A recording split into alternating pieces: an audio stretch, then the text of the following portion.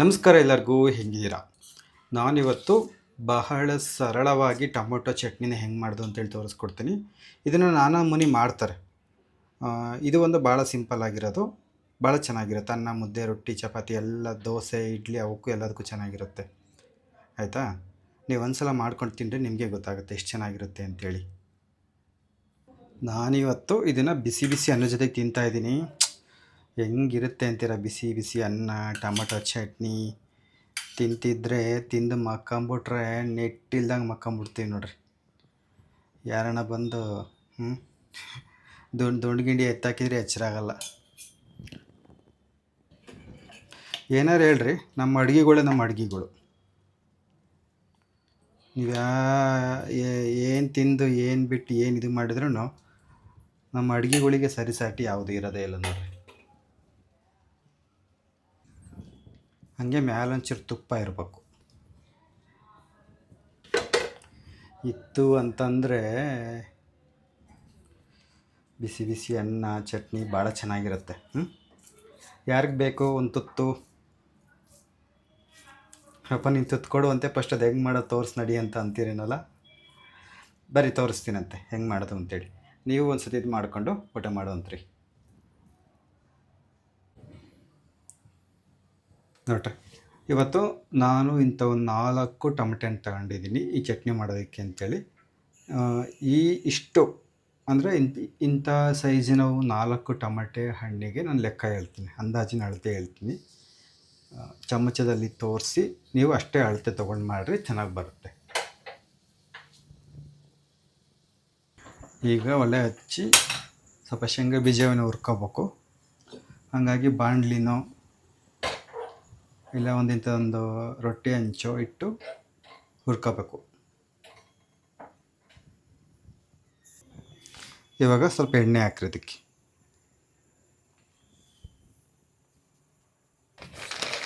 ಇವಾಗ ಮಾಮೂಲಿ ಚಮಚದಲ್ಲಿ 2 ಚಮಚ ಶೇಂಗಾ ಬೀಜ ತಗೋತೀನಿ. 1 ಚಮಚ, 2 ಚಮಚ, ಹಾಗೆ 1 ಚಮಚ ಉದ್ದಿನ ಬೇಳೆ. ಯಾವಾದರೂ ಆಯಿತು, ಉದ್ದಿನ ಕಾಳಿದ್ರು ತೊಗೊಳ್ರಿ, ಇಲ್ಲ ಉದ್ದಿನ ಬೇಳೆ ಇದ್ದರೂ ತೊಗೊಳ್ರಿ, ಯಾವಾದರೂ ನಡೆಯುತ್ತೆ. ಇದು ಸಿಪ್ಪೆ ಸಮೇತ ಇರೋವಿದ್ದಾವೆ, ಹಂಗಾಗಿ ನೀವನ್ನೇ ತಗೋತಾ ಇದ್ದೀನಿ. 1 ಚಮಚ ಉದ್ದಿನ ಬೇಳೆ ಅದು. ಆಮೇಲೆ 1 ಚಮಚ ಕಡಲೆಬೇಳೆ. ನೋಡಿ, 1 ಚಮಚ ಕಡಲೆಬೇಳೆ. ಇಷ್ಟನ್ನು ಚೆನ್ನಾಗಿ ಹುರ್ಕೋಬೇಕು.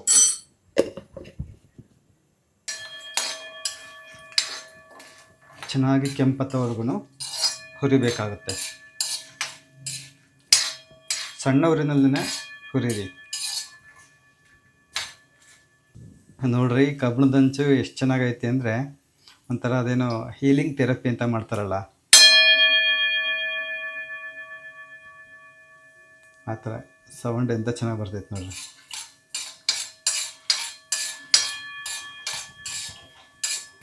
ಎಣ್ಣೆ ಜಾಸ್ತಿ ಆಯಿತು ಅಂತ ಅನ್ನಿಸ್ಬೋದು, ಹೆಂಗೂ ಟೊಮೆಟೊ ಹುರಿಬೇಕಲ್ಲ, ಇವನ್ನ ತಗೋತೀನಿ ಇವನ್ನ, ಹಂಗಾಗಿ ಒಂಚೂರು ಜಾಸ್ತಿನೇ ಹಾಕಿದ್ದೀನಿ.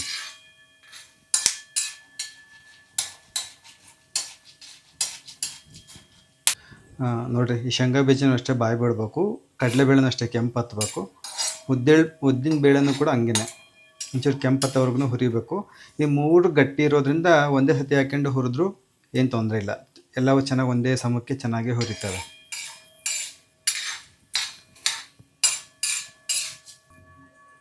ಇದು ಕಬ್ಬಿಣದ ಹಂಚಾಗಿರೋದ್ರಿಂದ ಭಾಳ ಕಾಯುತ್ತೆ, ಹಾಗಾಗಿ ನಾನು ಇದನ್ನ ಸ್ಟವ್ ಆಫ್ ಮಾಡಿ ಇವನ್ನ ಮಿಕ್ಸಿ ಜಾರಿಗೆ ತಗೋತೀನಿ. ನೀವೇನಾದ್ರೂ ಇಂಥ ಹಂಚಿನಾಗೆ ಹುರಿತಿದ್ದೀರ ಅಂತಂದರೆ ಆಫ್ ಮಾಡಿಬಿಡ್ರಿ ಸ್ಟವ್ನ, ಯಾಕಂದರೆ ಅದು ಸೀದು ಬಿಡ್ತಾವೆ ಅದಕ್ಕೇ. ಬಟ್ ಇವನ್ನ ಒಂದು ಮಿಕ್ಸಿ ಜಾರಿಗೆ ತೆಗೆದಿಟ್ಕೊಳ್ಳಿ, ತಣ್ಣಗಾಗ್ಬಿಟ್ಟು ಇದನ್ನ ಪುಡಿ ಮಾಡ್ಕೋಬೇಕು.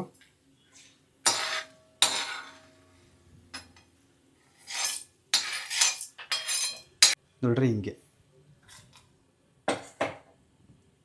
ಹಾಗೆ ಇನ್ನೊಂದು, ಈ ಟೊಮೆಟೊ ಹಣ್ಣಿಂದ ಈ ಭಾಗ ಇರುತ್ತಲ್ಲ, ಇದನ್ನ ಪೂರ್ತಿ ತೆಗೀರಿ, ಆವಾಗ ಚಟ್ನಿ ಚೆನ್ನಾಗಿ ಬರುತ್ತೆ, ಮಿಕ್ಸಿನಲ್ಲೂ ಚೆನ್ನಾಗಿ ಒಂಚೂರು ನುಣ್ಣಗಾಗುತ್ತೆ.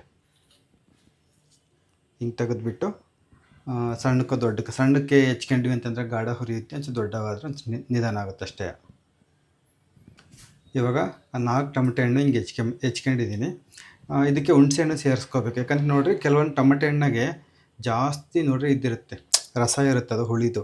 ಹಂಗಿತ್ತು ಅಂತಂದರೆ ಹುಣಸೆಹಣ್ಣು ಒಂಚೂರು ಕಡಿಮೆ ಹಾಕ್ಕೊಳ್ರಿ. ಇಲ್ಲ ಹಿಂಗೆ ಒಂಚೂರು ಒಣ ಇತ್ತು ಅಂತಂದರೆ, ಹುಳಿ ಕಡಿಮೆ ಇತ್ತು ಅಂತಂದರೆ ಹುಣಸೆಹಣ್ಣನ್ನು ಸ್ವಲ್ಪ ಜಾಸ್ತಿ ಹಾಕ್ಕೊಳ್ರಿ. ಇವಾಗ ಇದನ್ನು ಇದಕ್ಕೆ ಹಾಕೋತಾ ಇದ್ದೀನಿ.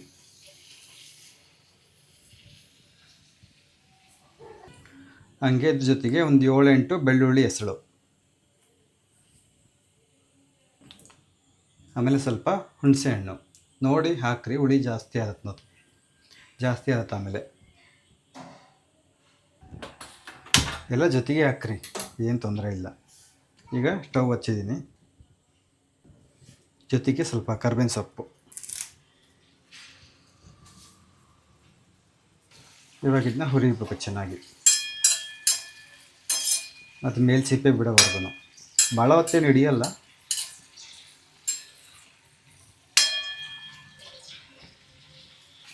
ಹಂಗೆ ಒಂಚೂರು ಉಪ್ಪು ಹಾಕ್ರಿ. ಉಪ್ಪು ಹಾಕಿದರೆ ಗಾಢ ಮಾಡುತ್ತೆ.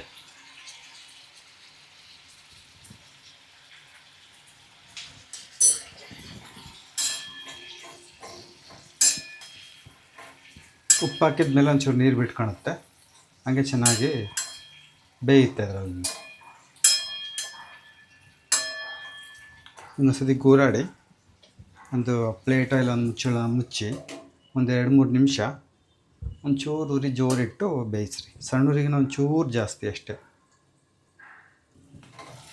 ಆಮೇಲೆ ಸ್ವಲ್ಪ ಹೊತ್ತಾದ್ಮೇಲೆ ಮುಚ್ಚಳ ತೆಗೆದು ಒಂಚೂರು ಅರಿಶಿನ ಪುಡಿನೂ ಖಾರದ ಪುಡಿನೂ ಹಾಕೋಬೇಕು. ನೀವು ಬೇಕಾದರೆ ಒಣಮೆಣ್ಸಿಕಾಯಿ ಇರ್ತಾವಲ್ಲ ಅವನ್ನು ಹಾಕ್ಬೋದು. ಖಾರದ 1-2, ಬ್ಯಾಡಗಿ 1-2 ಹಾಕಿ ಹಂಗೂ ಮಾಡ್ಬೋದಿಲ್ಲ. ಖಾರದ ಪುಡಿನೂ ಹಾಕ್ಕೋಬೋದು, ಏನು ತೊಂದರೆ ಇಲ್ಲ. ಖಾರಕ್ಕೆ ಎಷ್ಟು ಬೇಕೋ ಅಷ್ಟು ಖಾರದ ಪುಡಿ ಹಾಕೊಳ್ರಿ. ಟೊಮೆಟೊ ಹಣ್ಣೇನು ಭಾಳ ಹೊತ್ತು ತನಕ ಇದಾಗಬೇಕು ಅಂತಿಲ್ಲ, ಗಾಢ ಇದಾಗ್ತದೆ. ಮೇಲಿನ ಸಿಪ್ಪೆ ಬಿಡಬೇಕು, ಒಂಚೂರು ಮೆತ್ತಗಾಗಬೇಕು, ಅಲ್ಲಿವರೆಗೂ ಬೇಯಿಸ್ಕೊಂಡ್ರೆ ಆಗುತ್ತೆ. ಇಂಥ ದಪ್ಪ ತಳದ ಪಾತ್ರೆ ಇಲ್ಲ ಬಾಣಲೆಗಳು ಹಂಚುಗಳಾದರೆ 3-4 ನಿಮಿಷಕ್ಕೆಲ್ಲ ಹಾಗೆ ಹೋಗ್ಬಿಡುತ್ತೆ. ಚೆನ್ನಾಗೆಲ್ಲ ಹಂಗೆ ಮೇಲೆ ಕೆಳಗೆಲ್ಲ ಇದ್ದಾಗೆ ಚೆನ್ನಾಗಿ ಬೇಯಿಸ್ರಿ.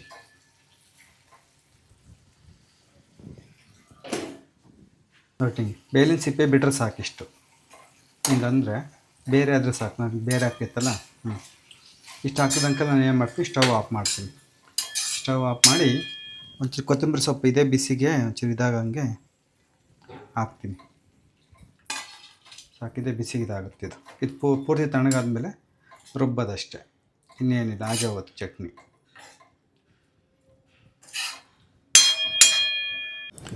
ಇವಾಗ ನೋಡಿರಿ, ಈಗ ಮೊದಲು ಹುರಿದಿಟ್ಕೊಂಡಿದ್ದೀವಲ್ಲ ಶೇಂಗಾ ಬೀಜ, ಕಡಲೆಬೇಳೆ, ಉದ್ದಿನಬೇಳೆ, ಇದನ್ನು ಒಂದು ಸತಿ ಪುಡಿ ಮಾಡ್ಕೋಬೇಕು. ತಣ್ಣಗಾಗಿದೆ. ಈಗ ಇದೇ ಚಮಚದಲ್ಲಿ ಒಂದು ಅರ್ಧ-ಮುಕ್ಕಾಲು ಚಮಚದಷ್ಟು ಜೀರಿಗೆ ಹಾಕೋತಾ ಇದ್ದೀನಿ. ನೋಡಿರಿ, ಜೀರಿಗೆ ಹಾಕ್ಕೊಂಡು ಅದೆಲ್ಲ ಮುಚ್ಚಳಿಕೆಲ್ಲೋಯ್ತು. ಹಾಂ, ಇದನ್ನ ಮೊದಲು ಪುಡಿ ಮಾಡ್ಕೋಬೇಕು.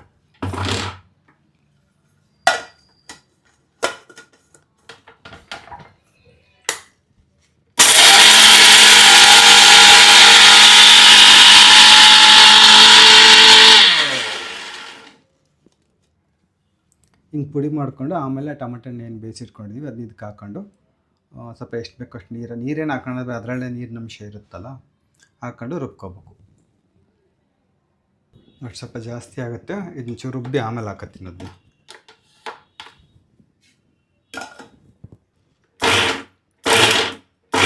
ಪೂರ್ತಿ ನುಣ್ಣಗೆ ಒಂಚೂರು ತರಿಯಾಗಿ ಇರಬೇಕು. ನೋಡಿರಿ, ಪೂರ್ತಿ ತಣ್ಣಗಾದ್ಮೇಲೆ ಹಾಕಿದರೆ ರುಚಿ ಚೆನ್ನಾಗಿರುತ್ತೆ. ಬಿಸಿ ಇದ್ದಾಗ ಹಾಕಿದರೆ ಒಂಚೂರು ರುಚಿ ಕಡಿಮೆ ಆಗಿದೆ ಅಂತ ಅನಿಸುತ್ತೆ. ಅಷ್ಟೊಂದು ನಮಗೆ ಪುರ್ಸೊತ್ತಿಲ್ಲ, ಹಂಗಾಗಿ ಒಂಚೂರು ಬಿಸಿ ಉರಿ ಬೆಚ್ಚಗಿದ್ದಂಕಲ್ಲೇ ಹಾಕ್ತಾಯಿದ್ದೀನಿ ನಾನು.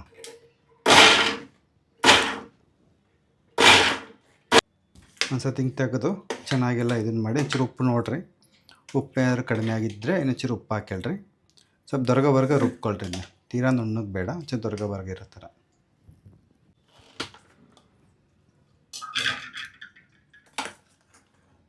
ಸಾಕಿಷ್ಟು ದೊರಗೋವರೆಗೆ.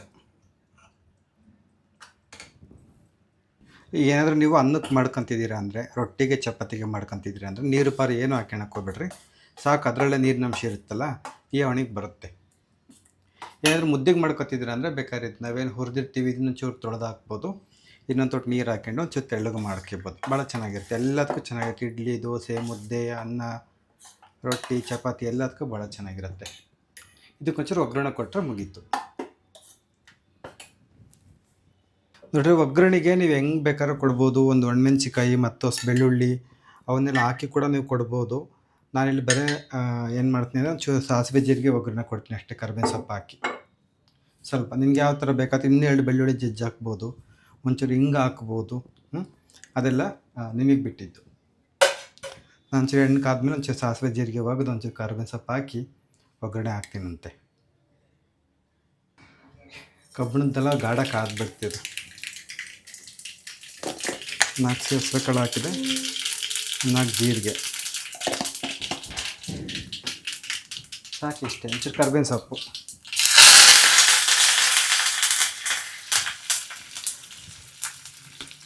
ಸ್ಟವಲ್ಲಿ ಎಷ್ಟು ಕೊಳೆ ಆಯ್ತು ನೋಡ್ರಿ. ಸುಮ್ಮನೆ ಸಣ್ಣ ಅನುಕೂಲ ಅಂತ ತಗೊಬರ್ತೀವಿ, ಇಲ್ಲೆಲ್ಲ ರಾಣ ರಂಪ್ಲಾಗ್ಬಿಡ್ತೀವಿ ಅಂತ ಬೆಳಿತೀವಿ. ಏನು ಮಾಡೋಕ್ಕಾಗಲ್ಲ, ಕ್ಲೀನ್ ಮಾಡ್ಕೋಬೇಕು. ಇಲ್ಲಿ ಚಟ್ನಿ ಐತಲ್ಲ, ಇದಕ್ಕೆ ಹಾಕ್ತೀವಿ.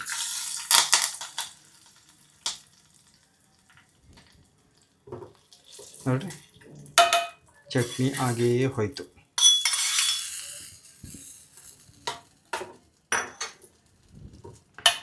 ಅಡುಗೆ ಮಾಡೋದು ಎಷ್ಟು ಕಷ್ಟ ಇರುತ್ತೆ. ಭಾಳ ಜನ ಅಡುಗೆ ಮಾಡೋದು ಭಾಳ ಈಸಿ, ಏನು ಮನೆಯಾಗಿರ್ತೀರ ಆರಾಮಾಗಿ ಒಂಚೂರು ಬೇಯಿಸೋಕ್ಕೆ ಹೆಂಗೆ ಆಡ್ತೀರ ಅನ್ನಂಗೆ ಆಗುತ್ತೆ. ಎಷ್ಟು ಅಡುಗೆ ಮಾಡಿದ್ರಂತ ತಲೆನೋವಿನ ಕೆಲಸ ಪ್ರಪಂಚದಾಗ ಯಾವುದೂ ಇಲ್ಲ ಅನಿಸುತ್ತೆ. ನೋಡಿರಿ ಎಂಥ ಚೆನ್ನಾಗಾಯ್ತು ಚಟ್ನಿ. ಸರಿ, ನಿಮಗೆ ಇಷ್ಟ ಆಗಿತ್ತು ಅಂತಂದರೆ ಇದನ್ನು ಮಾಡಿಬಿಟ್ಟು ಹೇಗೆ ಬಂತು ಅಂತ ಹೇಳ್ರಿ. ನಾನು ಮುಂದಿನ ವಿಡಿಯೋದಲ್ಲಿ ಸಿಗ್ತೀನಂತೆ. ವಿಡಿಯೋ ನೋಡಿದ್ದಕ್ಕಾಗಿ ಧನ್ಯವಾದಗಳು. ನಮಸ್ತೆ.